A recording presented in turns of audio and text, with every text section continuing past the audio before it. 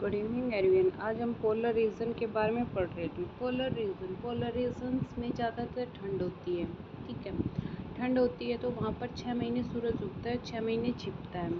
ठीक है, तो वहाँ पर एनिमल कैसे अडेप्ट करते हैं ये सारी कंडीशंस। एनिमल्स अडेप्ट करने के लिए वहाँ की ये कंडीशंस वहाँ पर मतलब कुछ रेयर ही एनिमल्स पाए जाते हैं। अब सारे एनिमल्स तो ऐसी कंडीशंस को अप्लाई नहीं कर सकते, तो उनमें होते हैं पेंगुइन हो गया और या फिर पोलर बियर हो गया। अब पोलर बियर कैसा होता है? पोलर बियर वाइट कलर का होता है, उसके 2 लेयर्स होती है फर की, और वो दिखने में वाइट होता है, तो बर्फ़ में हम उसको देख नहीं पाते हैं।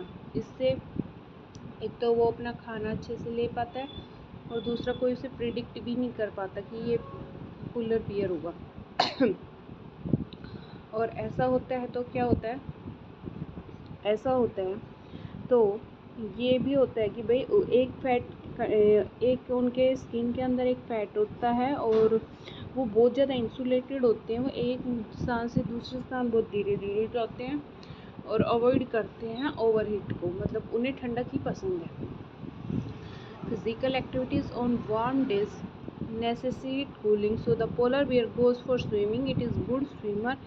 Its paws are wide and large, which help it not only to swim well but also float in the swim. और उनके जो पंजे होते हैं वो बहुत बड़े होते हैं, और जिससे कि वो सिर्फ स्विम ही नहीं कर पाते बल्कि अच्छे से चल भी पाते हैं बर्फ़ पर। While swimming under water it can close it nostril and carry out long duration. It has a strong sense of smell that it can spray for food. We can understand the adaptation of the flow chart. ये कह रहे हैं कि polar bear में बहुत ही एक अच्छी मतलब सूंघने की क्षमता होती है कि वो अपने शिकार ढूंढ लेते हैं, और स्विमिंग वो बहुत अच्छे स्विमर्स होते हैं। वो पानी में अपनी नाक बंद करके बहुत लंबे टाइम तक डट सकते हैं। और अगर हम बात करें इस चार्ट की, तो इस चार्ट में देखो, ये इस चार्ट में ये है पोलर बियर। ठीक है, the white fur is not easily visible in the snow white background. जो वाइट फर है ये इजीली स्लो नहीं विजिबल नहीं है।